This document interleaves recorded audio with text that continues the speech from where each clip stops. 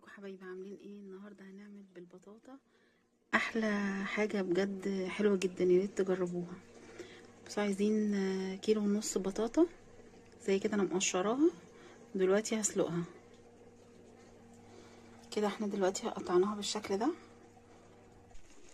كده. البطاطا تمام بعد ربع ساعه. بصوا كده، كده استوت خلاص. كده نحط عليها دلوقتي 4 معالق سكر ونغطيها شويه بس يعني مخليش فيها ميه خالص، نصفيها خالص من الميه.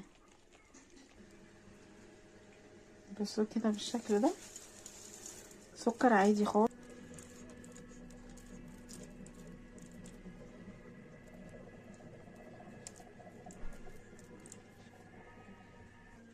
كده زي ما انتوا شايفين كده سويناها كلها كده. البطاطا بعد ما طلعت من الفرن